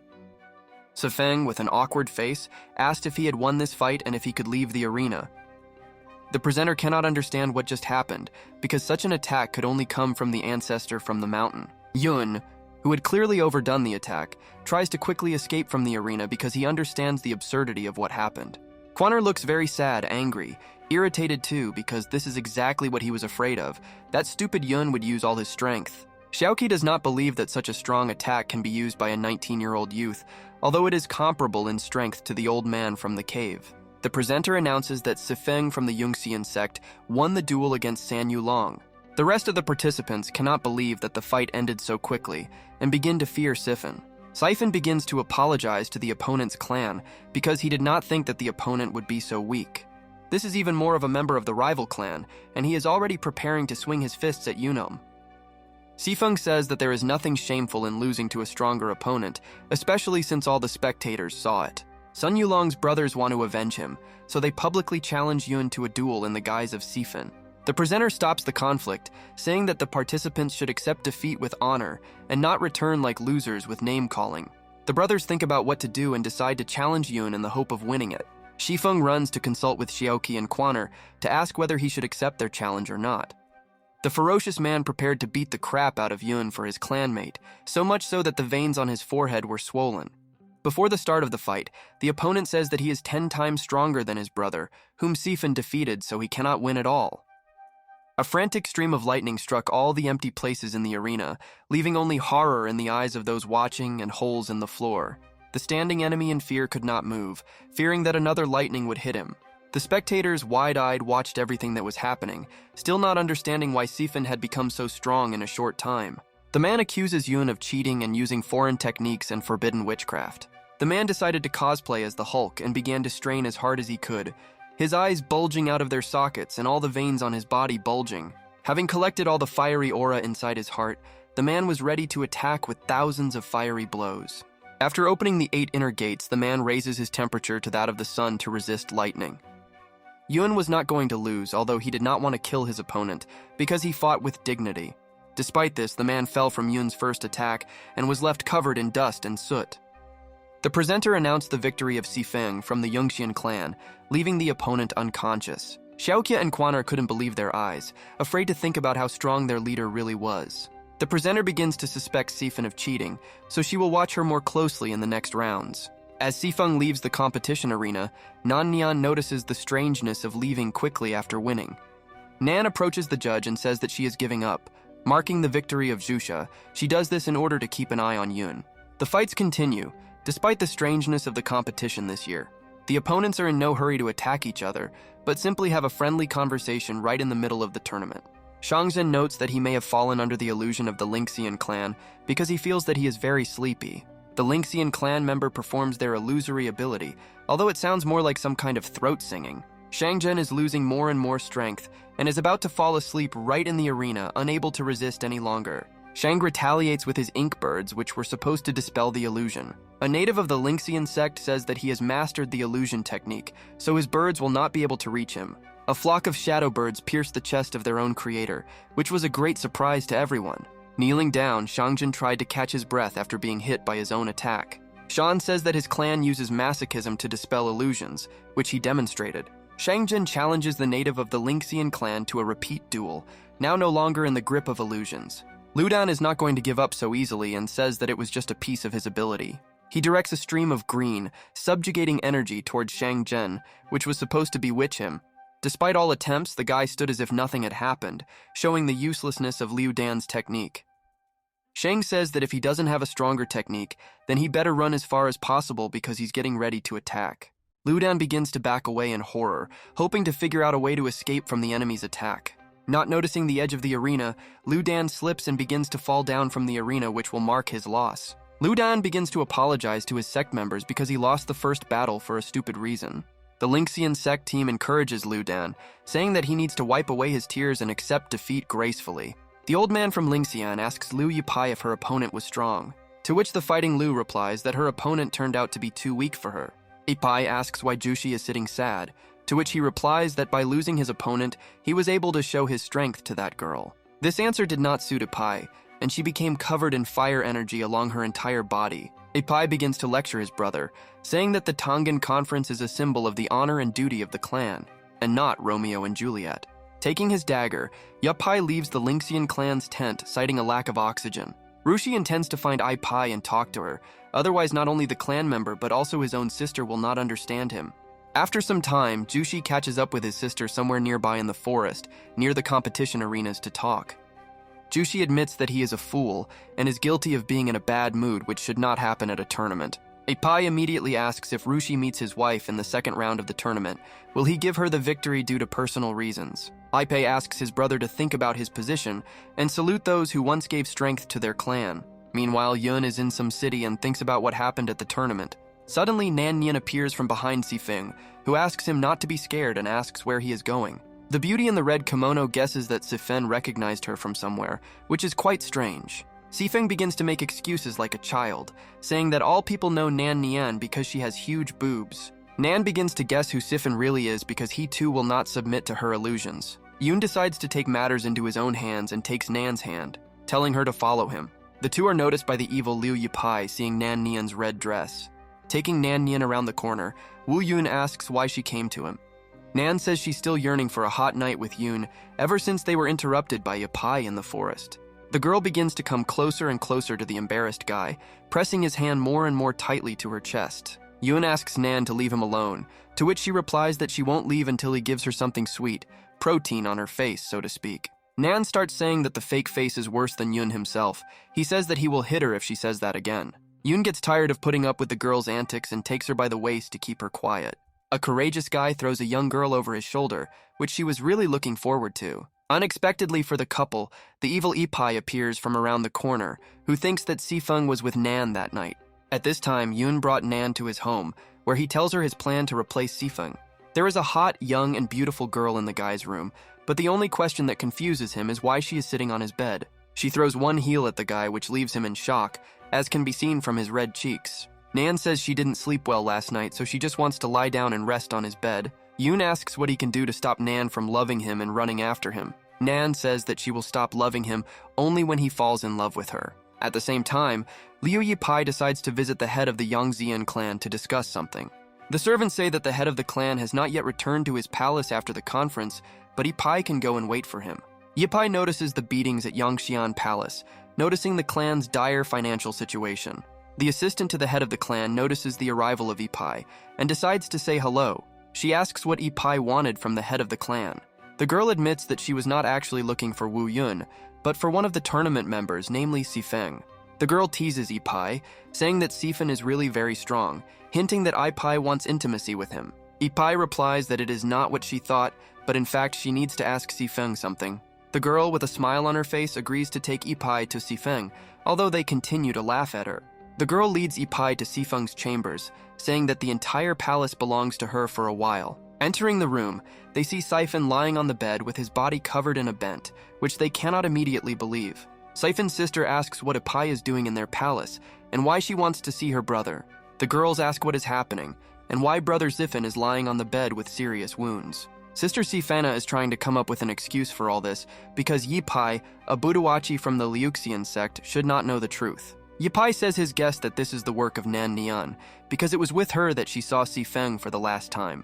Yipai goes in search of Nan Nian to finally find out what is happening between him and Sifeng. Sifeng's sister tells the assistant to convey to the head of the clan upon his arrival that Liu Yipai came. At this time, in Yun's house, a conversation takes place between Nan and the owner, in which the girl says that she will leave only when the guy falls in love. Yun says he doesn't like women, which raises suspicions that he likes sausages. Realizing that this sounded wrong, Yun begins to make excuses and says that Nan just needs to find another man. The girl decides to use the beauty of her body to seduce Yun and begins to take off her dress. The guy immediately stops the girl, saying that he is immune to her tricks anyway, so she shouldn't waste her energy. At the most inopportune moment, Kwaner comes and asks Yun to come out to discuss something important. The guy orders the girl to stay in the room while he goes out and talks to Kwaner. Finally, the guy asks if the girl has a good brain, and if she does this to everyone she meets. Left for talking, Ash, so Yun is forced to quickly leave Nan. Kwaner says that the matter is not a joke and they need the head to discuss a solution. Sometime later, Yun and Kwaner arrive at the Yangxian clan temple, where the rest of the sect members have already gathered. Shao begins to talk about how Yipai from the Liuxian clan came and said that it was Nan who injured Sifeng that night. Chitzi adds that Yipai said that she herself saw it with her own eyes. Yun begins to deny everything Yipai said, saying that this cannot be. Yun realizes that it was Yipai who actually saw him with Nan, not Sifeng, and says this to everyone sitting. Kwaner and Xiaoqi don't understand what the clan head is talking about because they haven't seen him with Nan. Yun says that on the way home from the competition, Nan recognized him and started pestering him, and Yipai saw this. The guy adds that Nan left some kind of mark on his body, which is why she immediately recognized him. The brothers begin to scold the head, saying that he is careless about his position and allowed some girl to do such a trick. Yun asks what's so bad about Nan's mark on him. Quenair says that the curse of this mark is that he will not be able to have any other woman except Nan in his life. Yoon doesn't pay much attention to this, saying that he doesn't need left contacts with many women. Quenair reprimands Yoon, saying that he is young and does not understand everything, which is why he takes it so lightly. Leaving the jokes behind, the council begins to talk about what happened at the tournament, namely the use of strong lightning by the head of the clan. Yoon says that he did not want to use these lightning bolts, but for some reason the attacks turned out very strong without his desire. The young man says that he still cannot fully control his lightning and is afraid that this could happen again. Yoon says it wouldn't hurt to ask the master from the mountain about this phenomenon because he might know the answer. Xiaoqi returns to Shifeng's question and says that if this problem is not resolved, Nan will be publicly criticized. The head says that problems need to be solved as they arise, and decides to go to the master. Yoon decides to go to Nan and wake her up before anyone notices them. The half-naked girl says that she hasn't woken up yet, so Yoon shouldn't touch her. The guy covers the girl because he is afraid that she will freeze, and says that today he will go to the master on the mountain. The girl grabbed the guy's hand and threw him onto the bed, saying that he should sleep with her. A completely naked Nan says she wants to sleep with Yoon, while his face turns red as a tomato. A passionate kiss lit a fire in the girl's eyes, exciting her even more. The girl catches herself thinking that she is doing this without realizing the risk that Yoon could die from such an act. Nan gets off Yoon and begins to feel sad because she thinks that the guy will die after what happened. Yoon says that Nan finally got off him and he can breathe deeply again. The girl rushes at the guy with words of joy because he did not die as she thought. The guy tells her that if she sits on him for a little while, he obviously won't die from it. Nan is shocked because she thought that she drained all of his energy, although this sounds ambiguous. Yoon says that everything is fine with him, he just feels uncomfortable sharing his bed with some girl. The guy tells Nan to get dressed and leave because there are more and more people here who can see her. The couple runs along the roofs of houses so that no one notices them, otherwise they will not be able to explain it. Not knowing what to expect, Yoon hears from Nan a request to take her with him to the old man's cave. The young man, with a contemplative look, categorically denies the girl's request, removing his hand from her. Yoon says that Nan allows herself too much and that she is nothing to him, so that he takes her with him to the master, there this mop. That says that she is almost his wife, so she must know her future father. The guy aggressively tells the girl not to pursue him until the end of the day, while he is with the master. Yoon hates her so much that he would say such things. The young man explains that the girls consider Sifeng guilty of the attack, so she definitely shouldn't walk next to Yoon. Nan doesn't take his words seriously, showing that she doesn't care about Zifen or anyone except Yoon. Yoon says that Nan is already sick of him, but in response she says that she will leave him alone if he promises to play with her the next day. The tired guy agrees to her condition so that he can finally go to the old man. Nan goes the other way, and Yoon hurries to the cave to her master, while the girl enjoys the sight of her boyfriend. Suddenly Nan meets a hooded man who, without introducing himself, asks if the girl really gave up without participating in the tour. The man warns Nan that such antics are unacceptable in their business and that she should not forget about their purpose. Sometime later, Yoon comes to the old man's cave where he is met by his beloved brother, the cat. The cat says that he is bored sitting in this cave alone, and besides, Brother Bull does not have the ability to become a man.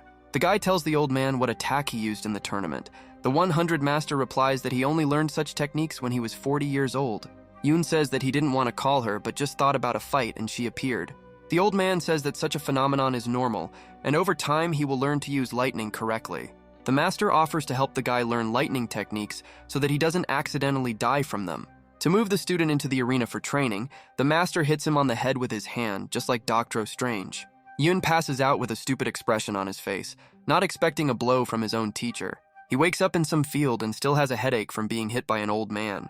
The mentor states that he will become Yoon's teacher in the use of lightning techniques for today. The old man immediately decides to begin training, conjuring a lightning whip from purple thunder. The frightened guy cannot understand what is happening, so he tries to calm the senile old man. The old man shouts for the guy to defend himself and begins to attack Yoon. With a quick movement, Praven escapes from the teacher's attack, realizing the seriousness of what is happening. The frantic old man continues to attack Yoon from behind, developing his ability to defend himself. Meanwhile, a company of people from the Shengzhen clan gathered near the Tianan cave. They came to the entrance to the cave and discussed the presence of an old man inside who could not go anywhere because of the barrier. Yoon is still training with the master, who uses the same technique to train the guy. The master says that this is the first method of attack that Yoon must learn. Yoon says that he is ready to try something against the master because he has studied his attack. The old man decides to test the boy's honesty and conjures a huge ball of lightning above his head. At this time, members of another clan invade the cave from which a strange glow comes. They see Yoon and the old man sitting and merging with each other, while a blue light emanates from them. They decide to bow to the two ancestors as a sign of respect for their teaching ritual. Armed with dark swords, they jumped as a whole squad on the men sitting in the procession. The blows of their swords were stopped by a transparent solid dome made of an unknown substance that protected the ritual. Suddenly, Yoon stood up, saying that Shangjun was a fool for coming to the cave, and that he should not have disturbed the old man's peace. The guy shouts that Yoon is just a boy and there is no need to be afraid of him, so the squad must attack. Shangjun's attacks go in vain because he cannot destroy the old man's barrier. With one hit, Yoon sends all team members flying with a purple lightning lash. Yoon says with a threatening look that for such actions they will face the highest degree of punishment with a whip. The clan squad launched a second attack and jumped in full force on Yoon, just like in that video with the white girl on the sofa. The guy again repelled the attack with just one purple whip, hitting everyone in the squad. The clan members decided to use a joint shadow technique to defeat the guy. They formed a deadly shadow tornado around Yoon, intending to defeat him together. Yoon pulled out a sword with the yin-yang emblem on the guard, saying that such a technique would not help them survive. With one swing, Yoon cut through the air in the shadow field of the tornado, releasing a line of blue lightning. Despite this, one member of the squad remained untouched, who was able to launch a dark serpent along the young man's leg. The technique didn't work as well as it should have because Yoon was born with a demon soul, something like Nezuko. At this time, an old man woke up and reproached Yoon for trying even harder. Yoon intends to make another attack, thereby scaring all the squad members. The guy says that he thought that the Yunxian sect was the weakest, but it turns out that the Wuchang clan is even weaker. Gathering all the lightning energy into one blade, Yoon slowly walks towards his attackers. In 1 second, he is near the enemy with his electric sword preparing to strike. Yoon's zigzag attack knocks each squad member away several meters, showing the difference in strength. In parallel with this battle, Liu Yipai comes to the temple of the Liuxian sect to tell him that Nan injured Zifen. Rushi does not believe that Nan refused to participate in the competition in order to beat Zifeng afterwards. He asks a rhetorical question about why Nan needed to hurt Siphon. Yipai begins to make excuses, saying that she saw it with her own eyes after the tournament. Yipai thinks why the old man from the mountain allowed Yoon to become the head of the sect if he allows such things. The man says that the old man is locked in a cave on the mountain, so he himself could not become the leader of the clan. He says it has something to do with an incident 19 years ago in which 8 sages were trapped behind a barrier. At this time, in Sifeng's room, the victim woke up for the first time since the attack. Exhausted, Sifen immediately asked for water from his caretakers, who fell asleep. Xiaoqi, Quaner, and Sister Shifeng arrived to interrogate the guy about his condition and who could have attacked him. Quaner started the conversation first, directly asking who attacked Jifeng. Tired and exhausted, Sifeng says in a whisper that it was the Wuchang clan and Liu Sanmen. The angry guy begins to say that the day before the competition, he decided to take a walk at night because he was excited. He walked between the old houses and the raging wind, which helped him take his mind off his thoughts. Sifeng leaned against a tree and began to imagine the upcoming round, saying that if he lost, he would have to apologize to the master. In the midst of his thoughts, Sifen heard the sounds of many people moving, which confused him because the street should be empty at night. He saw a large number of people who were dressed in ghillie suits just like shinobi from Naruto. By eavesdropping on the disguised people, he learned that they were waiting for Shang Zhen, who was late. Sifeng realizes that they are planning something bad against the great ancestor because they were discussing the old man from the mountain. The guy accidentally steps on a pile of stones and makes a loud sound that can be heard throughout the street. The prepared soldiers rushed into the scattered area, hearing suspicious steps from the corner of the house. Sifen intends to urgently report everything to the head of the clan and begins to run away from that street. Suddenly, a huge man appears on Sifen's path and asks where the guy is going to run. He says that he will kill Sifen because he heard something that no one should have heard. The man hits Sifeng on the chest with his palm, causing him to spit out blood from his mouth. Sifen is not going to give up so easily, so he begins to prepare a retaliatory attack. The guy uses his ability to become invisible and jumps into the air to attack. Sifen gets close to the enemy and is about to strike while invisible. Suddenly, there is no one in front of the young man, and his attack falls on the air and not on the person. Finding himself behind him, the enemy strikes Sifen directly in the ribs with his palm, breaking bones and stopping his breathing. The man begins to gloat and say that there is no point in the existence of the Yunxian sect. He says that he is not such an evil person to torture Sifen, so she will kill him right away. Sifen cannot withstand the full impact of the blows and loses consciousness right on the floor. The man decides to let Sifeng live, saying that he has not yet fulfilled his destiny. Xiaoqi asks for details about Shifeng's unconsciousness because they found him in the room. The perplexed guy asks where they found him, to which he receives the answer, in the room. Xiaoqi begins to suspect something mysterious about everything that happened and wants to figure it out. Quenner decides to call the head of the clan, and he comes after some time to Sifeng's room. Sifeng says that the blows that were inflicted were strange, as if the enemies wanted him to survive and finish everything that happened. The head begins to explain that he met 5 members of the Wuchang clan near the old man's cave and beat them up. Despite this, Yun was unable to extract any information from them, so he must tell the master to continue the torture. The next day of the Tiangong conference began, which was already the 3rd round. The head says that he wants to find out what Shang Zhen wanted from him that night when he came to him. Suddenly, a cat comes from the mountain and starts scratching the guy's dress and talking to the surprised Yun.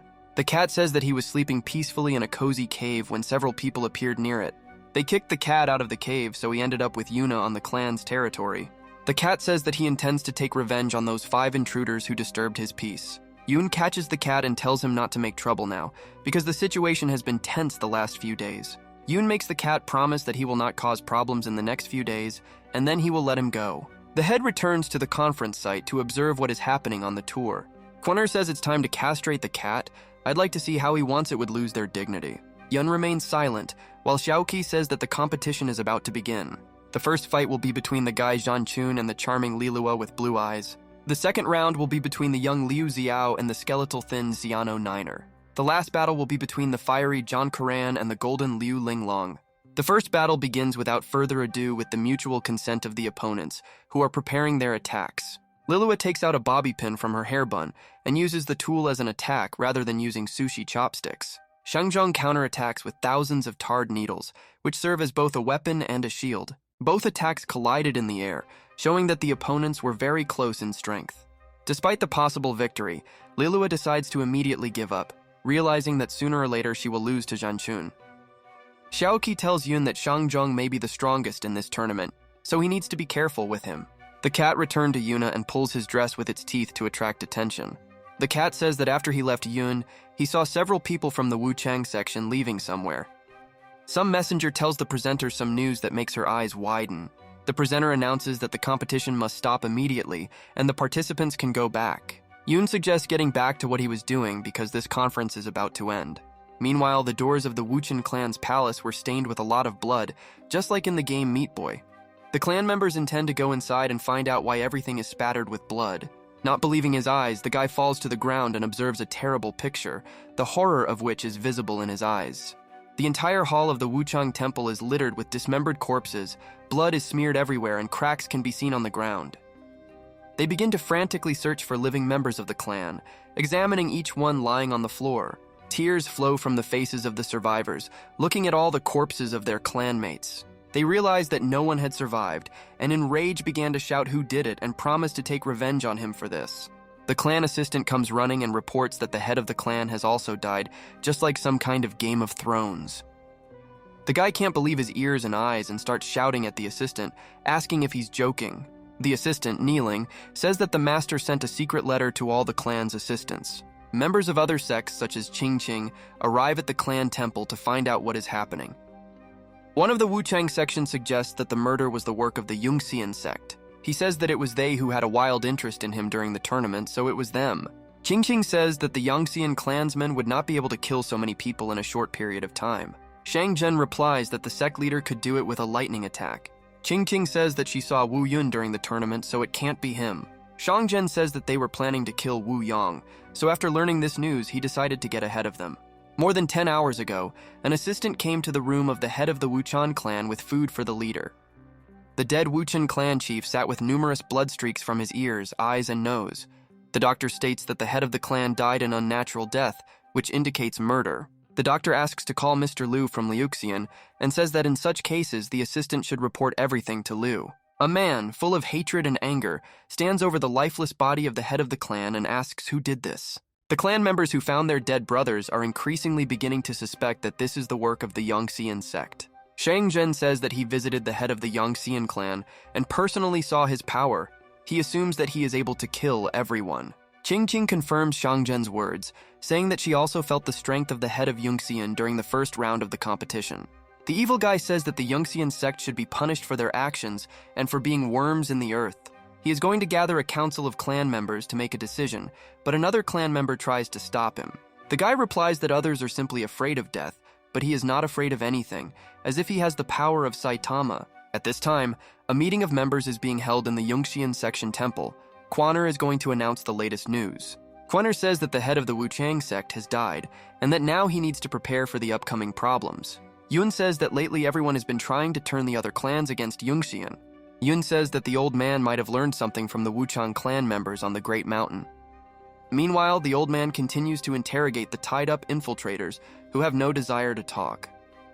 They sweatily answer in unison that they know nothing about what happened in both the Yunxian clan and the Wuchang clan. The old man is going to tell them off, so he conjures lightning with bloodthirsty eyes, looking like a daredevil. The prisoners say that they are not afraid of anything, and he can even kill them if he wants. The old man strikes millions of watts of electricity. The old man's blue lightning strikes are heard everywhere. The cat comes and says that he smelled the smell of burnt meat from the street, while the prisoners were lying with their butts up. The old man looks at the prisoners and says that he read their thoughts a long time ago, but just decided to make fun of them. The cat says that Wu Yang sent him to the mountain to the old man to convey that strange events are happening at the Tiangang conference. The old man says that the Wuchang sect and the Xiangmen sect wanted to kill Yun, but something went wrong that night. The cat asks the old man why they should kill Wu Yun if he is just a boy who came out of the mountain. The old man says that this is due to the barrier of the 8 sages, which keeps him on the mountain. Suddenly, the old man senses changes in the barrier and says that 2 of the sages have been killed. Somewhere at night, people in robes are jumping on rooftops to carry out some plans. One of them in a peacock mask tells the others not to leave anyone alive. The robed people began to kill every member of the Wuchang sect who were on the temple grounds. The bearded clan member begins to conjure a magical lion behind him. A mysterious man in a robe bypasses all the bearded man's attacks and begins to strangle him above the ground. A bearded dead man with a broken neck lies with blood flowing from his mouth. Several people in yellow clothes are running up the stairs with torches, like in Minecraft with golden armor. Looking up the stairs, they saw bloody stains on the stairs that flowed like a river. They tell their gray-haired master that they are afraid of such a large amount of blood. The master uses a force wave to disarm the gates to the temple and find out the reason for the large amount of blood. A whole yard strewn with corpses and the blood of these people spilled everywhere. Meanwhile, in another temple, Yun says that he has nothing against the Wuchang clan and that he considers them losers. Xiaoqi says that he is afraid that they may be accused of murder until the moment when they find out who the murderer is. Suddenly, a member of the Yunxian clan flies into the hall from the blow, throwing open the entrance gate. People from the Wuchang clan began an attack on the Yunxian clan and beat everyone who gets in their way. The aggressive guy begins to call Wu Yun in order to deal with him for killing his brothers. Yun comes out and asks why the guys in white attacked their clan as the others rise to their feet. Clan member Wu Chang starts yelling at Yun and says that he would drink all his blood, to which Yun replies that he is a fool. Yun says that they also received news of multiple murders and an attack on the head of the Wuchang clan. The head of the clan asks a counter question to the members of the Wuchang sect about the attack on Sifen, to which they say that they know nothing. Yun says that he has no reason to fight with the newcomers, and he himself thinks about who attacked Sifen. Yun says that he understands the anger of the Wuchang clan, but the clan did not carry out the attack, and someone else wants to pit them against each other. The Wuchang guy can't stand it anymore, and starts casting a green aura around his hands. Yun asks if those behind the guy think they will also fight him, or if they will side with Yun. They say that Yuna will not convince them to come over to his side, and they will also fight for their clan. The guy in the kimono can't stand Yun's words about his innocence, and is the first to launch his attack, causing a brown aura around him, like shit. The arrogant Wu Yun fires a stream of blue lightning towards the aggressive trio from Wu Chang. Yun says that they are too weak to defeat him now, so they should leave. The trio finally goes berserk and uses a simultaneous attack on Yun, summoning shadow snakes at the same time. Yun blocks the attack with a lightning shield while the trio retreats from the attack. The leader says that he is repeating for the last time about his reluctance to fight them. The trio from Wuchang begin to confer about the validity of the opinion that Yun is guilty of killing members of their clan. Xiaoqi advises Yun not to do anything stupid that could worsen their clan's social standing. The kimono guy says he's not going to listen to Yun's excuses because he doesn't have an alibi. He attacks Wu Yun with his green aura to challenge him to a duel. The head of the clan, with a smile on his face, dodges the attack of the pathetic guy from Wuchang. The guy in the kimono decides to attack Yun from behind. Xiaoqi noticed this. Unshakable Yun destroys his opponent's sneak attack with a palm filled with lightning. Tired of all this, Yun looks at the trio while they are trying to recover from the shock of the guy because the head repelled his attack. The guy in the white kimono loses heart because he trained this technique all the years of his life, and Yun touches his green aura. Yun says that the guy in the kimono is the strongest he has fought with in recent days, but he will not fight any further. The guy in the kimono says that one day he will take revenge on Yun for the crime he committed, and he will pay for it with his blood. An exhausted Yun walks back to the Yunxian clan hall as Xiaoqi and Quaner watch him go. Finally, the trio asks Yun if he swears that he did not participate in the raid on the Wuchang clan. Yun swears with everything he has that he never set foot in the Wuchang temple that fateful night. The trio from Wuchan heads back to the clan, walking through a dense forest while discussing what happened. One of them is angry that he was beaten, even though he thought they were completely right in their actions and Yun should be the criminal. One of them talks about a strange case of Sifeng being beaten, which they were not aware of, which makes the situation even more confusing and illogical.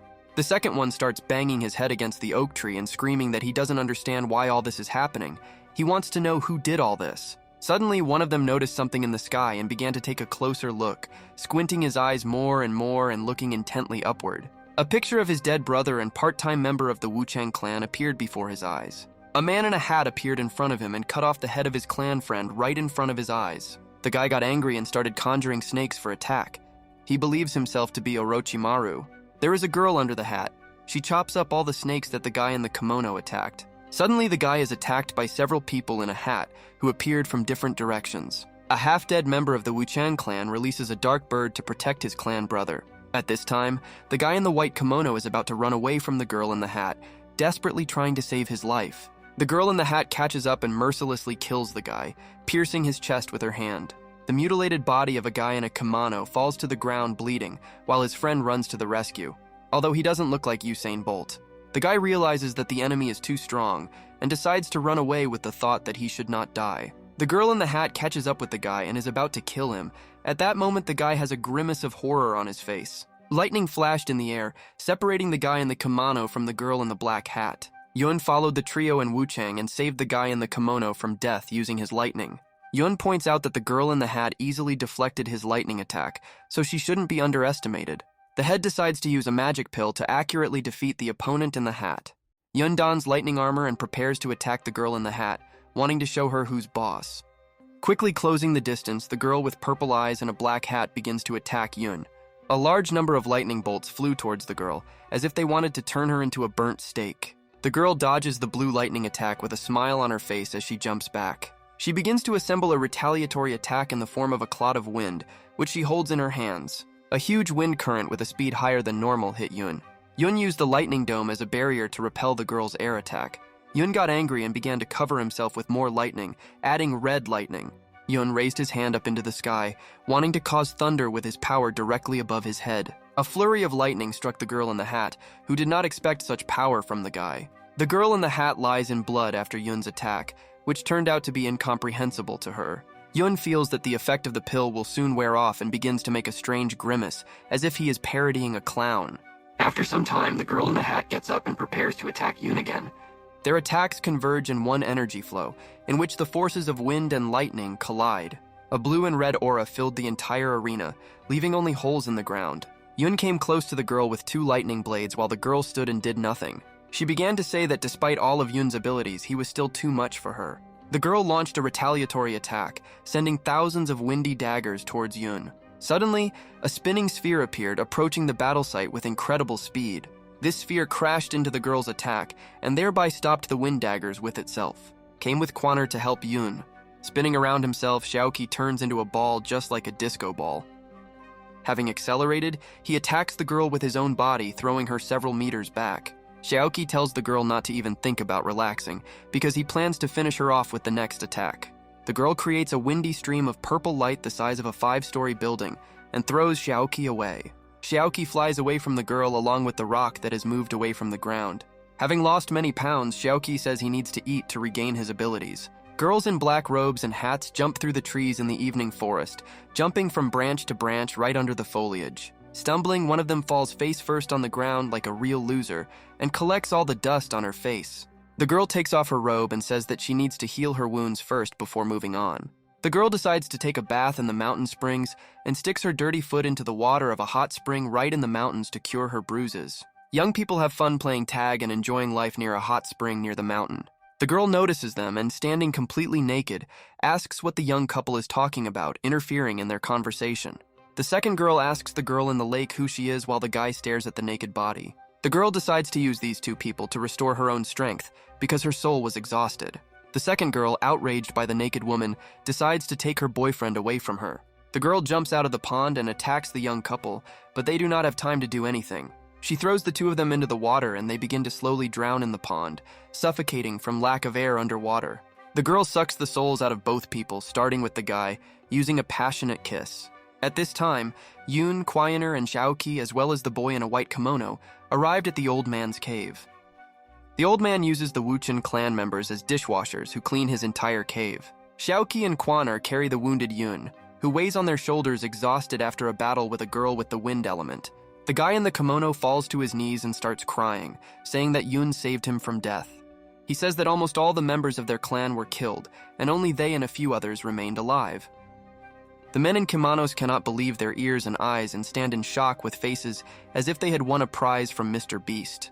The old man asks the guy in the kimono whom Yoon saved if he is telling the truth. The rest of the clan sets out to avenge their slain brethren, wiping tears from their faces. The squad begins to discuss a plan for revenge when the old man says that they don't even know who did it. The rescued guy in the kimono says that the attacker is too strong and they cannot cope with him. The old man says that you shouldn't immediately rush into battle, but rather come up with a plan for victory. Closer to the night, when Yoon has been cured and given a cane, he is going to talk to the guy in the kimono. Yoon notices that the guy in the kimono is crying like a little girl and decides to cheer him up. The guy says that it's all his fault, and he alone is to blame for the death of all his friends.